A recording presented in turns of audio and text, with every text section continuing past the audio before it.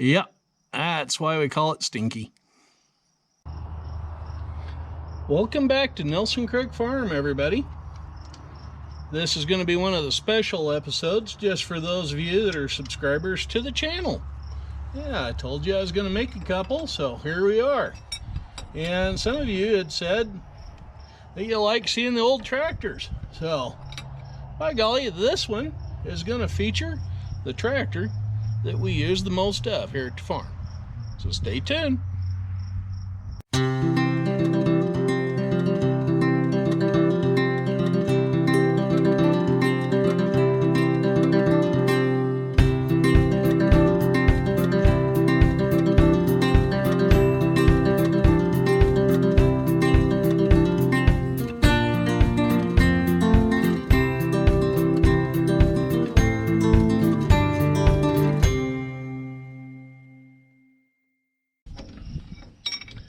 What I'm doing is I'm checking the spark plugs on this tractor because one of them usually always seems to want to foul. Kind of like those old shirts I used to wear that Victoria was always dogging on me about. She used to say they look like baby vomit. Yeah, so now I've moved up to something a little fancier. Yeah. Now that plug isn't too terrible bad. None of them are really, except for that one. It's pretty well carboned up. And I think that front cylinder is the one that's burning all the oil. So, thus the name Stinky. Yep. Well, these plugs are far from being wore out.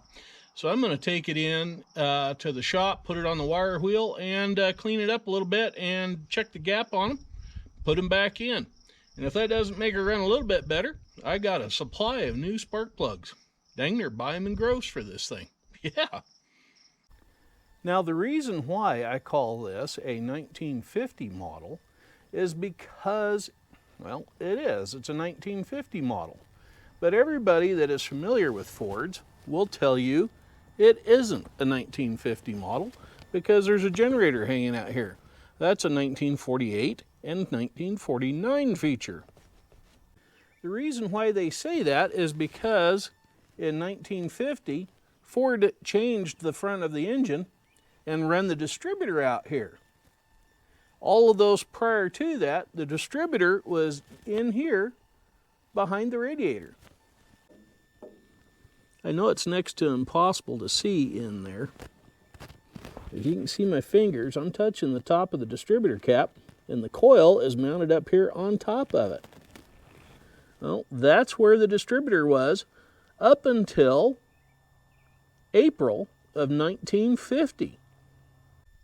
This particular tractor happens to have an aftermarket cast aluminum or die-cast zinc Tillotson carburetor on it.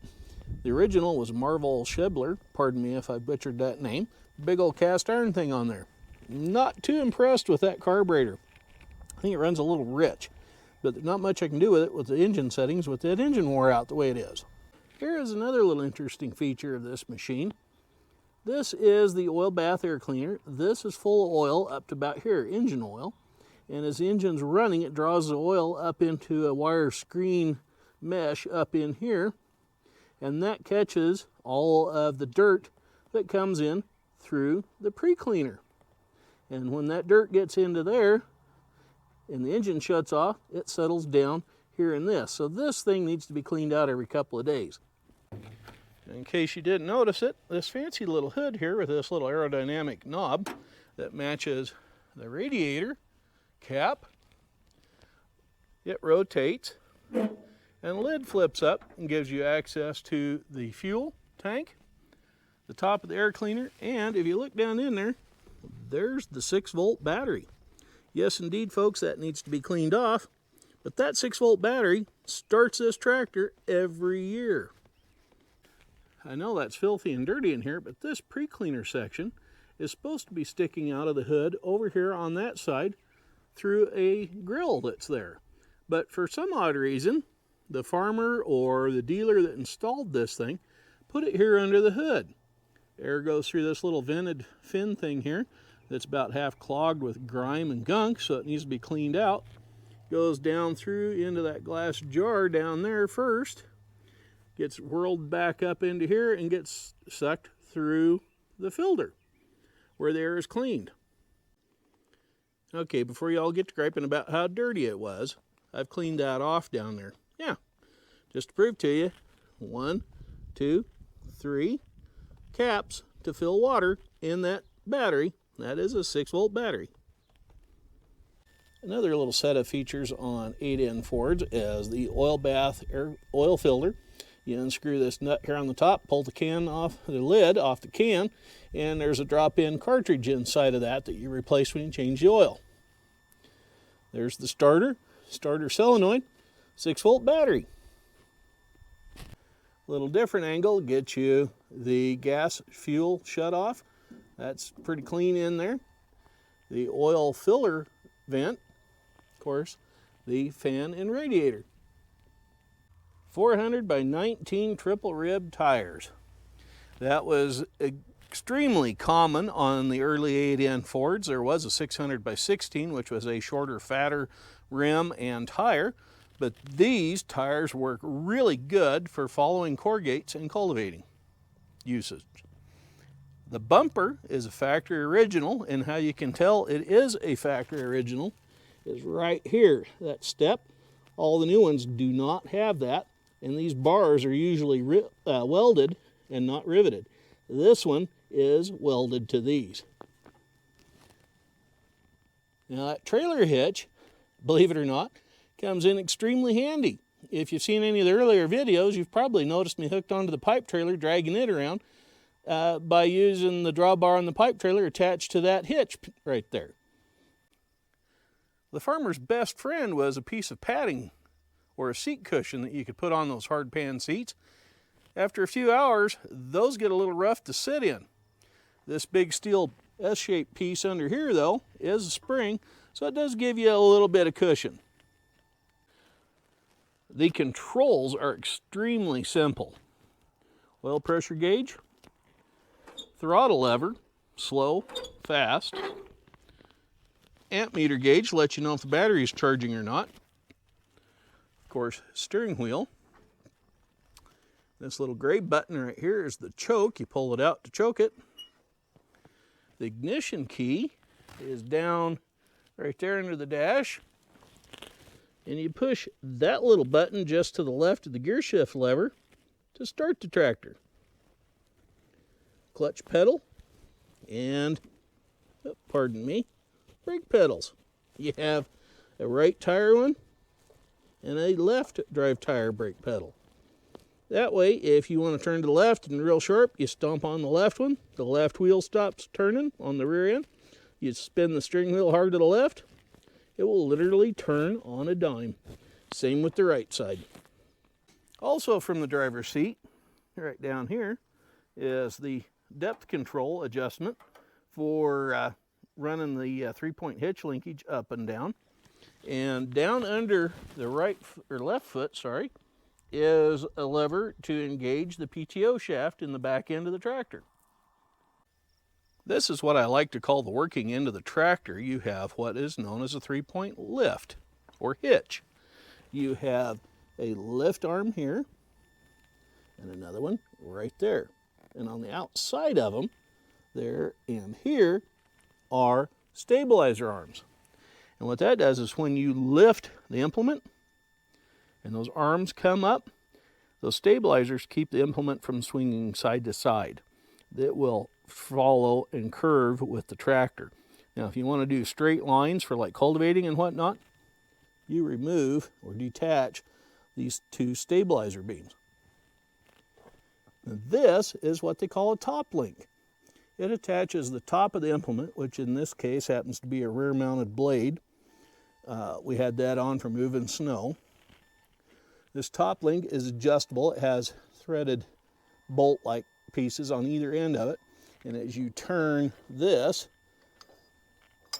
these will either crank in or out to lengthen this thing or shorten it, depending on what angle you need your implement to be angle of attack, so to speak, on the ground. That up there is where the top link attaches to. The big spring and whatnot on an 8N Ford is for controlling your automatic depth setting of, say, like a plow. If you're plowing, you hit a hard spot, the draft control will lift the plow up just slightly enough to keep you moving, keep you from getting bogged down. Now that oily dark thing right there, that is a cap for the PTO shaft that comes out of the back of the rear end of this tractor. I'm going to be unscrewing that in a minute and attaching the PTO shaft for a mower to this thing. So yeah, we're going to do that here shortly. Well, now that we've introduced you to Stinky, I guess we'd better get it fired up, change out the blade on the back end for the mower to go do the roadside to kind of clean the place up for the Memorial Day weekend. So let's see how it runs now that we got some new spark plugs in it. First, we give it a little bit of gas. Make sure it's out of gear by moving the gear shift lever sideways. Turn the key on. Usually, we don't have to give it any choke. We'll try it this time and see.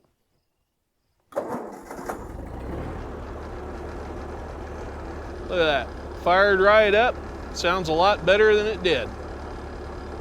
Other than I got a rattle now, but that's a loose hood. Okay, let's go get the mower on.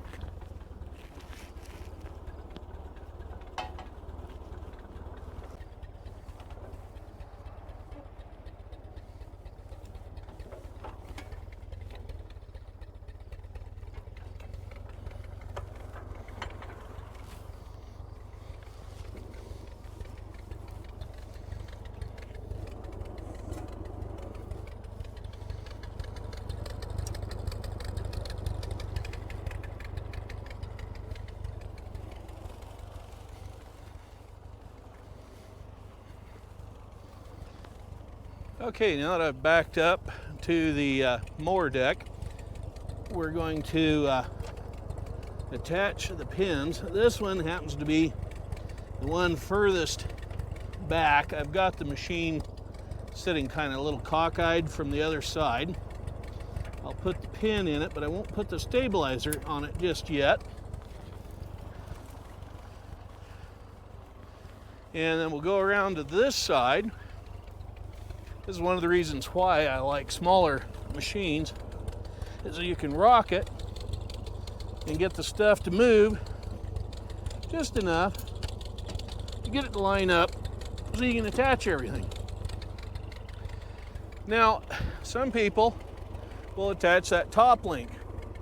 Only time I attach that top link is when I am going to be mowing in a ditch.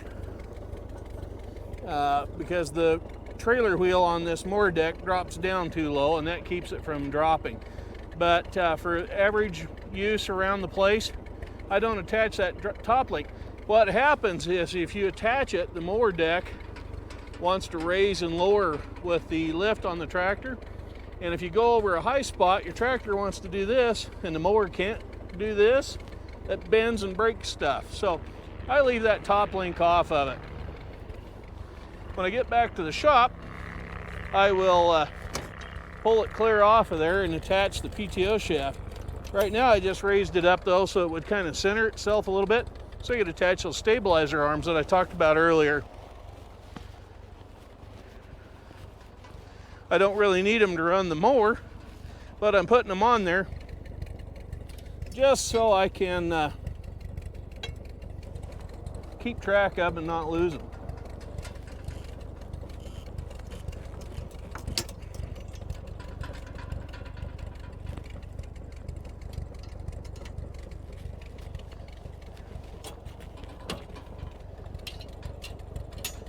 Those little clip pins, nastier than an alligator. I don't know how many times I've been pinched by those things. Okay, we'll go up to the shop, take off the top link bar, take off the cap, attach the PTO shaft, grease that all up, and we're going to get to mowing. Okay, I'm going to remove the PTO cap. The shaft is underneath that. Now the PTO stands for power takeoff, for the new folks that aren't familiar with it. And this is the shaft that powers all of the goodies behind a tractor. And this is something that is on almost all of them these days. Now what I'm doing is I'm catching some of the oil that accumulates back there. I don't know if you can see it, but that thing leaks something awful. So we're going to set that to the side for a minute. And I don't know that you can see it, so I'm not going to pick you up and show you, but this shaft has a ton of wear on those splines. There's 6 splines on there, and they mate up to this overrunning clutch. And this thing is basically like a large ratcheting wrench that you'd use in a shop, as it only permits the power to be transmitted back to the implement and not let the implement become a flywheel and power the tractor, which is especially important on these 8N Fords and other N-series Fords, because the mower deck and the mower blades act like a flywheel. And if you don't have one of these overrunning clutches on there, what happens is the flywheel propels the tractor, because the transmission and differential in these is attached to this power takeoff shaft. Newer tractors have what they call a live PTO or independent PTO, which means that the main tractor clutch drives these things instead of coming off of the transmission. So yeah, these older tractors are neat and wonderful, but they can be a little dangerous. But because we are doing a heritage farm here on the place, and we do everything the way Granddad used to do it, by golly, then we deal with these old idiosyncrasies that these older machines have. What I'm installing here is a couple of grease zerks. I've already greased that overrunning clutch. I do need to grease the PTO shaft bearings here. We will do that shortly. This, whoop, I get it turned just right. We'll line up with the splines on this thing, and it'll all, there it goes, all hooked together, all nice and shiny and pretty, and yeah, something kind of like that. Now we're hooked up, throw a little grease on this, and we're ready to roll. Another little drawback to these 8N or N-series Fords in particular is, yeah, it won't lift anything. Reason being, the clutch has to be engaged to make the PTO shaft turn, which in turn runs the hydraulic oil pump. So to get anything to lift on the back end, we have to engage the PTO shaft. Now right now I've got the clutch engaged, but I have that PTO shaft disengaged so I could rotate it and line up the splines on that shaft back there to get everything to hook up.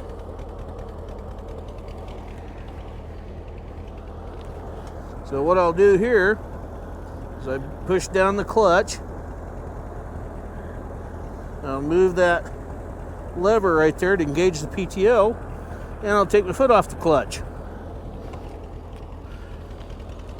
And this is the end result, is that shaft starts to spin, and when the pump starts pumping, it raises that up off the ground.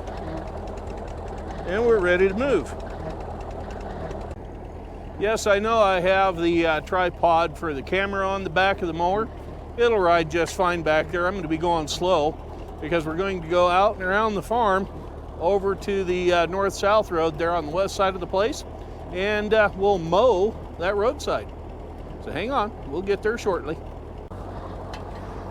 Now, because it is getting close to evening, I've got the lights on the tractor. I have discovered this evening, though, that the tail light on-off switch for the white light is not working properly. So yeah, we'll have to deal with that as it goes. But anyway, the old girl's doing her job, mowing along real nicely. I have to make a couple of passes at this, so we'll speed it up, and you can watch me mow this thing right quick.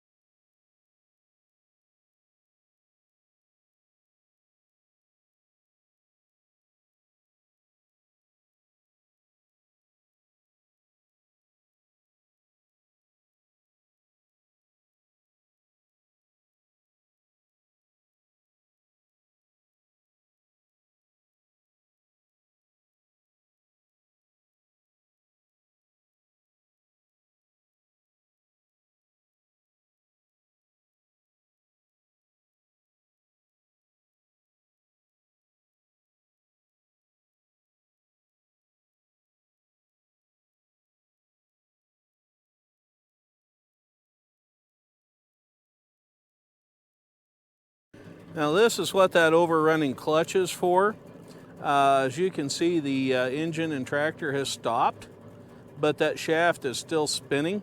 If it wasn't for that thing right there, this thing spinning would literally, like I said a minute ago, propel the tractor in whatever direction the transmission was in. It would go forwards and forwards, and it would be reversing if it was, or backing up if it was in reverse. And while you were watching that video, you probably noticed I stopped. What I did was I installed the, where's the happy finger? Yeah, that's me, the happy finger. Get that thing out of here. Anyway, that top link got installed because I was working right over here, and there is a ditch right down the middle of that where I was mowing last. So like I said, to support the mower, because that little trail wheel would drop down into the ditch, I had to put the drawbar on to keep this whole end of the thing from acting like a shovel and digging. Well, I'm going to do another round or two right quick, just to remow some of that where it left some tall, old foot long or longer pieces of grass. Yeah, I'm going to mow that again a couple of times just to kind of mulch that up a little bit, let it drop down into the bar pit, give the ground there some nutrients, and we'll get some water on it this year. I hope you enjoyed our little tractor tales on Stinky, our 1958N Ford. This video will only be out on YouTube, as I promised earlier. People want to see some stuff, and because we hit 100 subscribers, this is why it's only going to be on YouTube. It's a little something special for you folks. Sorry it was a little longer than I had anticipated, but yeah, that's the way it is.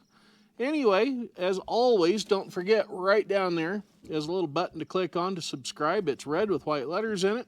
Click the little bell icon right next to it so you can get notified if you'd like every time there's a new video out. Don't forget to give us a thumbs up, thumbs down, or leave a comment in the comment sections. Let us know what you'd like to see. That's why we did one on Stinky, the Ford tractor. We will do a couple more later on. But yeah, we got a couple more videos coming up just for you subscribers out there. So if you know of somebody that is not seeing our stuff because it's on somewhere else, let them know to click the subscribe button. That way they can get to see it. Anyway, I'd like to wish you all a very, very good Memorial Day weekend. Hope everything goes out and turns out well for you, and you get a little R&R this weekend. Me, I'm going to be busy. I got a lot of little projects to do here at the farm, so onwards we go with that. But before I leave you today, I want to tell you one thing. Atoms are totally untrustworthy. Yes, they are. They make up everything. Anyway, I'm Farmer Dave. We'll catch up with you later. Y'all have a good one now. Bye-bye.